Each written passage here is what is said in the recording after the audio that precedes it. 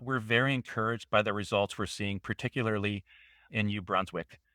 Emissions on the farm are down 30% versus control group farms in neighboring areas. And also, fertilizer use is down 17%. And it just doesn't stop there. We are seeing yields growing as well as a result of that. Hi, everyone. Welcome to the Climate Confident Podcast. My name is Tom Raftery, and with me on the show today, I have my special guest, Charlie. Charlie, welcome to the podcast. Would you like to introduce yourself?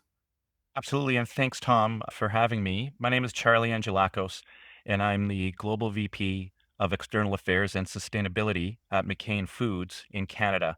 McCain Foods is a global leader in prepared food products. As a fun fact, 1 in 4 French fries in the world is a McCain fries.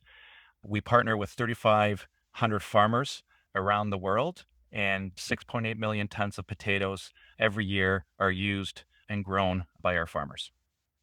Nice. And I actually had some of your chips last night, Charlie, because I was making the Beyond Meat burgers and chips for my family for dinner last night. Not an overly healthy dinner, I think, but better than a beef burger. So we had some of your chips last night. Thanks for that.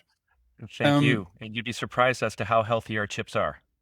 Great, and we'll get into that. So fantastic. What's your own journey to being in McCain? Because you've been in McCain a while, but before that, you've had some other interesting positions as well, right? Yeah, absolutely. Well, thanks, Tom. I've been at McCain Foods for about 4 years now, and it was exciting for me to join McCain. Having grown up in Canada, working for an iconic Canadian brand that is a global multinational really appealed to me. Prior to that, I spent 18 years in the beer business here in Canada, working for Labatt Breweries, which is a subsidiary of Anheuser-Busch InBev, and had a great time in the beer business. But here at McCain, it's a family-owned company, and it's a very different environment, I would say, in that we don't fight quarter to quarter. We fight and make decisions for generations to come. And Mm. then prior to that, I spent a bit of time in government where I was an aide to a prime minister in Canada, Jean Chrétien. Those were my formative years where I really learned the intersection between government, policy, communications, and when all that comes together, how much you can do, how much change you can impact in the future. Mhm. This is really bring me back to my roots. I grew up in a small town in Canada. My father ran a restaurant business, as all good Greek immigrants do, and I have very fond memories of the McCain fries coming in the back door and being delivered on a regular basis. So that was my first exposure to McCain, and it's great how life comes full circle from that perspective. Fantastic. And Charlie, what would you say has surprised you most in your journey to where you are today? Really, when you think about it, what has surprised me most along the way is no surprises along the way, meaning whether you are growing up in the hospitality industry, working government, and then going to a consumer packaged goods company, at its core, everybody has ideals, commitments, and an agenda that they're working towards. So the surprise is really no surprise in that once you know your North Star and you work towards that, whether you are in government or as a company, it's really fascinating to see how much change you can affect along the way.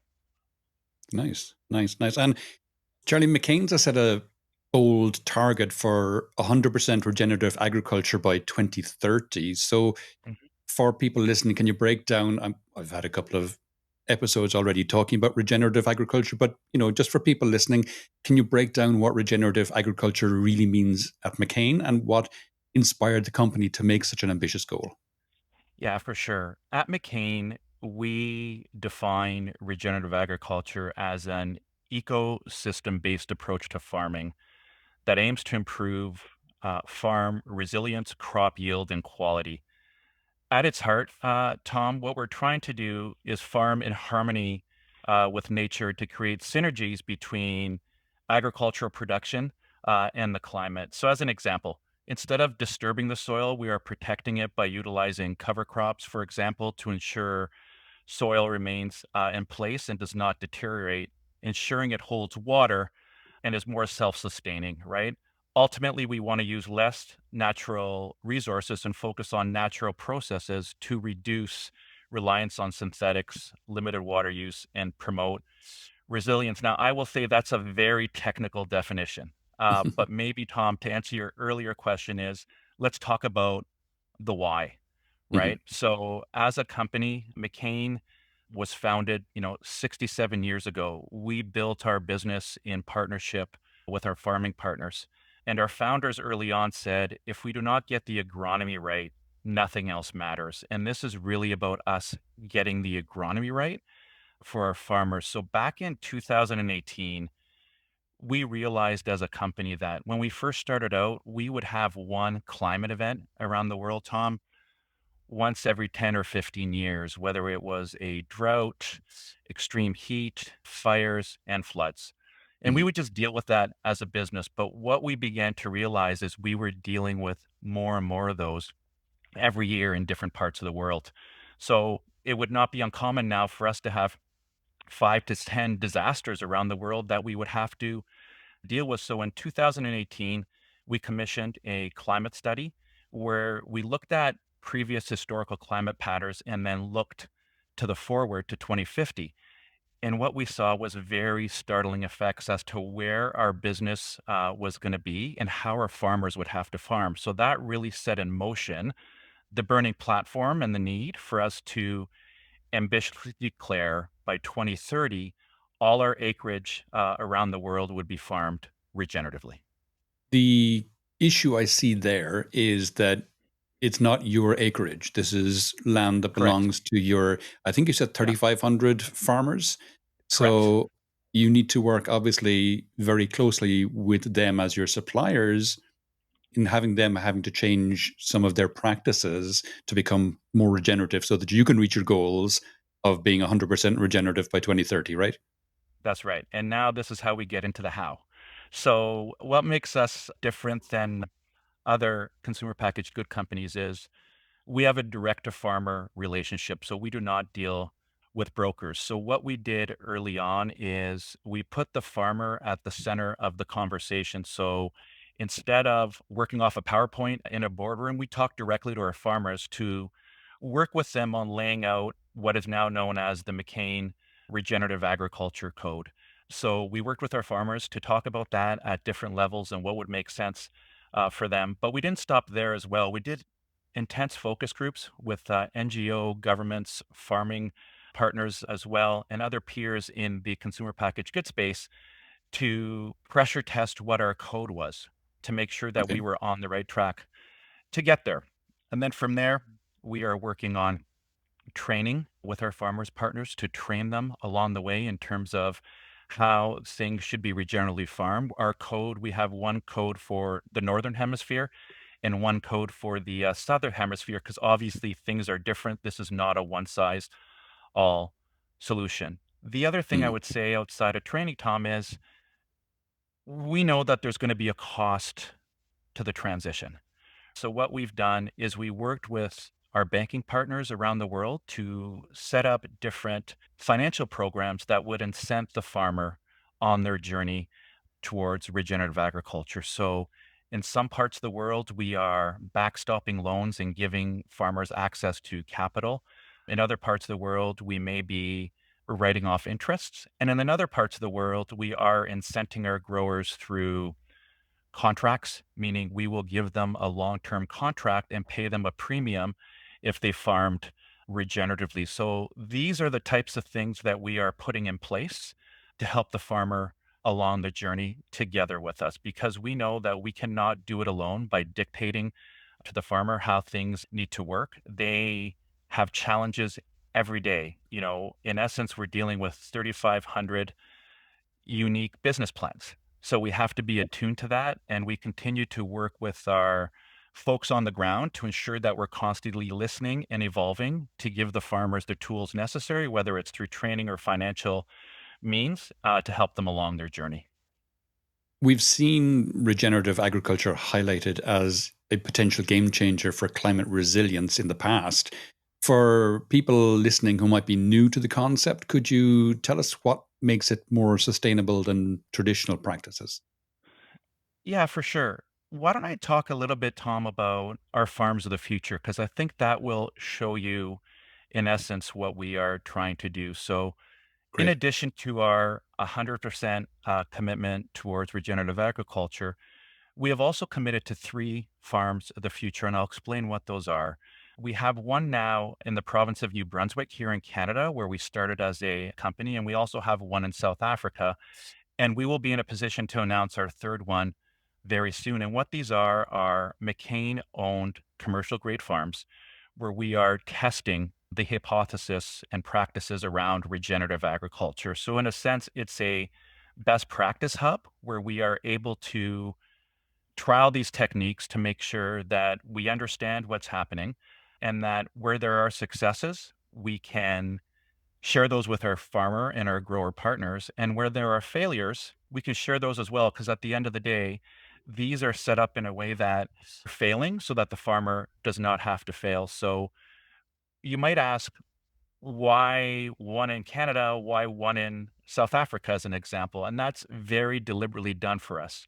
Because in Canada, as an example, that is a one growing season farm. So we can export best practices from Canada into neighboring United States. But in South Africa, it's a four growing season farm. So we can take what we're doing on the farm in South Africa and educate one of our farming partners in Latin America on these techniques. Now, it's early days on the farm, Tom, but we're very encouraged by the results we're seeing, particularly in New Brunswick. Emissions on the farm are down 30% versus control group farms in neighboring areas. And also, fertilizer use is down 17%. And it just doesn't stop there. We are seeing yields growing as well as a result of that. So it Nice. is early days along the way, but we're very encouraged by what we're seeing. And what excites us about the farms of the future is what I've learned very quickly is farming is a show me industry. A farmer wants to be shown that what you are actually telling them to do is actually working. And through these farms of the future, we're able to do just that. We're able to test out the hypothesis and show our farming partners the benefits of the regenerative agriculture journey that we're all on. Are you seeing changes in the soil health as well as a consequence of this? Absolutely. We're seeing it through the cover cropping that we're instituting as part of this. We're seeing a lot of different changes in the soil. We're doing DNA barcoding on the farm as well, which allows us to set up a baseline on the soil. It's pretty impressive when you tour it because you can see a field that has been regeneratively farmed versus a field that's not regeneratively farmed, and you can see the effects of a regeneratively farmed field on the soil, whether it's seeing the earthworms that are coming here, the water retention that we're seeing. We're not seeing as much runoff as well. And step one for us in our regenerative agriculture journey is to get a soil testing baseline for our farmers because soil is absolutely critical in us getting to a Mm. much better place. And I got to think as well, it's going to be sequestering more carbon and also increasing local biodiversity, particularly with using cover crops. That's right. So we're using cover crops as well. We've also integrated livestock on the farm with some green manure and whatnot as well. We're also experimenting with traffic controlled tillage so that we are tilling the right way on the same row and minimizing soil disturbance. So these are the type of things that we are trying out to see what works. And again, like I said, some things are going to work and some things aren't. But at the end of the day, this is really about us trialing these techniques in order to train our farmer to get to a much better place. What kind of obstacles have you come up with on this journey towards regenerative practices, be it financial, be it adoption, be it whatever? So far we've been very fortunate in the reception that we are getting from our farming partners. I think all of us recognize the effects of climate change and the effects climate change is having on farming. So again, we've built our business in partnership with the farmer, and this is really about us working together to build a durable, food supply chain system for years to come. So from a practices perspective, what we found is when we did cover cropping on the farm of the future in New Brunswick, we chose the wrong crop, right? The last year we would have used rye as a cover crop, but then that turned into a weed that was competing with the potato on the nutrients that it needed to draw from the ground to grow. That's one Mm. piece. The second piece is really about getting the right training in place and bringing folks along that journey. And then the third piece is financial. We know how difficult it is for our farming partners to run the farm. So, we are putting those supports in place to ensure that at least we have a menu of options for our farming partners to draw on as they go along the journey towards regenerative agriculture. Okay. And how do you see the role of big food companies like McCain in helping move the needle on climate action, especially in sectors like agriculture, where change can be slow and systemic? Absolutely. Collaboration is absolutely critical and key for us, Tom. This is not about competitive advantage for us. This is really about all of us in the agricultural value chain and the food manufacturing value chain on working together to get to a much better place. And it's through organizations like the Sustainable Markets Initiative in the UK, whether it's One Planet for Biodiversity in Europe or the Canadian Alliance for Net Zero Agriculture here in Canada, if all these food companies coming together to talk about what we can all do together to get to a much better place. And that comes through whether it's working on pilots where we can work together, whether it's working on a standardized set of metrics in terms of how we're going to measure regenerative agriculture. One thing I will say is if you were to ask me what causes me a little angst Mhm. at night, I think there is a bit of sustainability fatigue among our farming partners, and that's not a bad thing. It's not a criticism. It's just in isolation. If it was just McCain Foods coming out with a series of commitments that says this is what we want our farmers and our growers to do would be one thing. But you have so many companies layering on pressure on the farmer who we rely on for the outcomes that we need. So the quicker we can all work together to get to a standardized set of metrics and standardization in process for our farmer, I think we will all get to a very much better place. Makes a lot of sense. On the consumer side, a lot of consumers might not realize the climate impact behind their food choices. So, Mhm. are you going out and communicating the importance of sustainable farming to consumers who, like to pick up a bag of chips every now and again and throw them in the oven in my case, or throw them in the fryer if if you're frying them? The consumer piece is a very important one. We have spent the last few years ensuring that we got it right with the farmer, meaning we had the training in place, we had the financing in place. And now that's done, it is important for all of us to turn our minds to how we can educate the consumer on regenerative agriculture. There was a study done in Europe by the Demos think tank that said only 3 in 10 folks knew what regenerative meant. So I think that is really important for all of us to start to educate the consumer from that way. From a McCain perspective, there are a few things that we've done from a consumer perspective. 2 years ago, we launched an interactive game targeted at the next gen consumer, where they were able to work within this game to learn about regenerative techniques along the way. So they were in a virtual farm, as an example. In the UK, we have launched regenerative agriculture ads that are starting to show fruit, if I can say that for lack of a better word, with our consumers. And the latest iteration of that had Vinnie Jones, who is a former footballer in the UK and an actor through Lock, Stock, and Two Smoking Barrels. And Great he movie. was a very effective spokesperson for us along the way. So I think you will start to see more and more things ladder up to a consumer perspective. And again, the onus is on all of us to make sure that we can educate everybody on the benefits of regenerative. Because at the end of the day, as more consumers learn about those benefits, it's going to be a lot easier for us to bring our farmer partners along as well. And is it a push or a pull with consumers, or a mix of both? I would say it is a mix of both. I would say it's very early for me to stand here and say every consumer knows what regenerative is. So I think it's going to be, we're still a ways out from doing that. And we are doing our bit, and you'll see more and more coming along. In a way, we need to educate the consumer the same way we had to work with our farming partners as well. So it's early days. I'm hopeful that we are going to get to a much better place from that perspective, but we will get there through the different things that we've tried. And at the end of the day, the consumer will be absolutely critical for us to achieve our goal as well.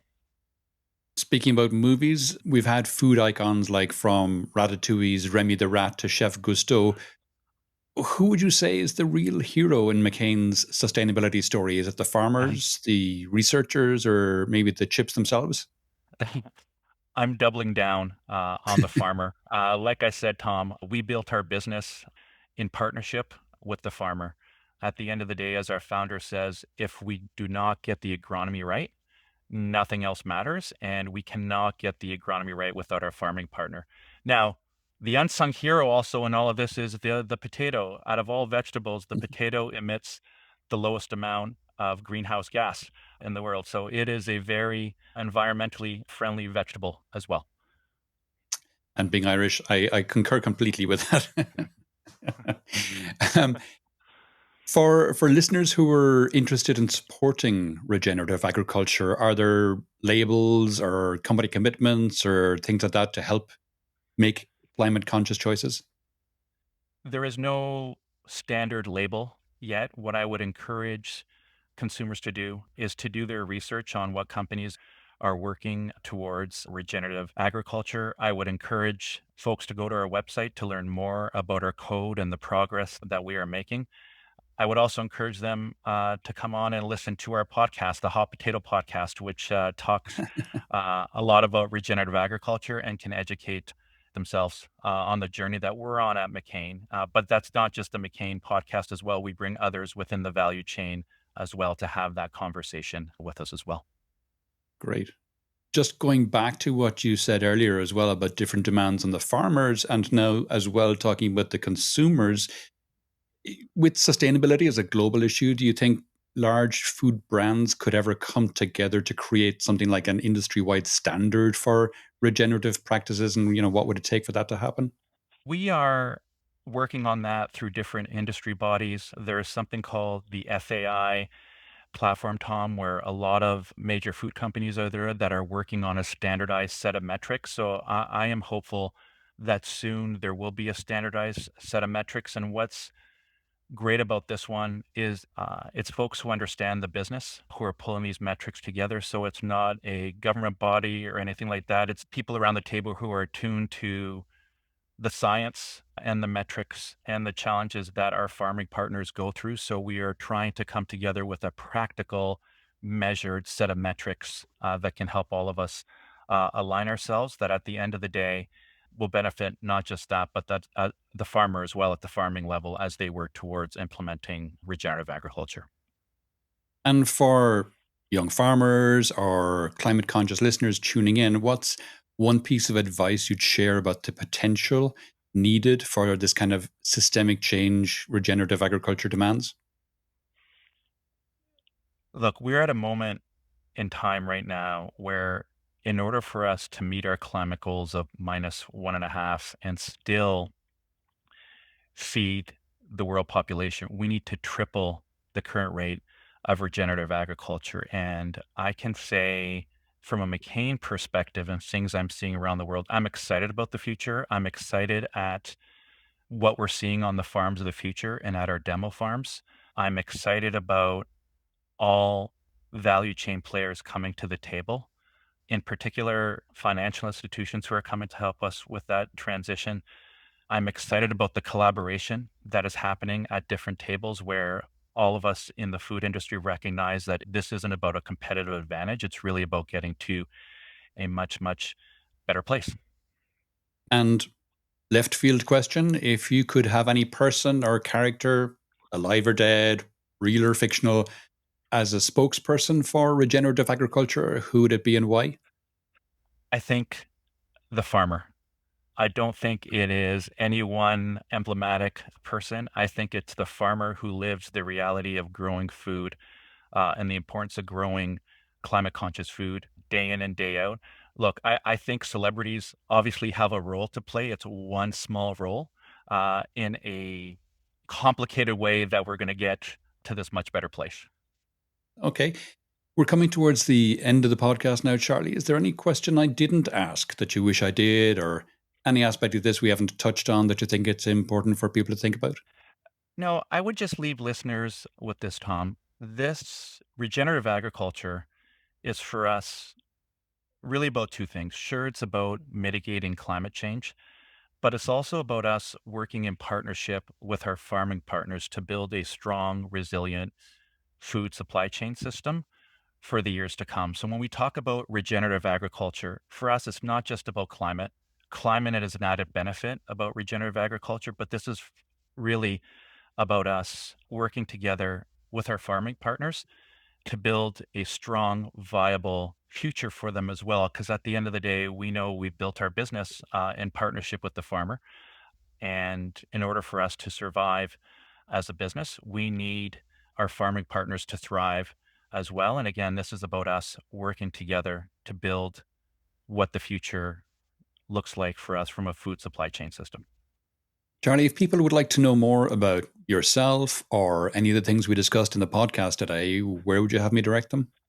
You can, if you want to know a little bit more about me, which I doubt, you can find me on LinkedIn at Charlie Angelakos. You can also go to our McCain.com website where you can see not just our sustainability commitments, but you can find Farm of the Future reports where we'll dig more deeply into our regenerative agriculture code along with different successes we've had at the Farms of the Future and also through obviously the Hot Potato podcast, which is on all streaming platforms as well. Great. I'll put links to those in the show notes, Charlie, so everyone will find them quick enough. Great. Charlie, that's been fascinating. Thanks a million for coming on the podcast today. Thank you so much, Tom. Really appreciated the time.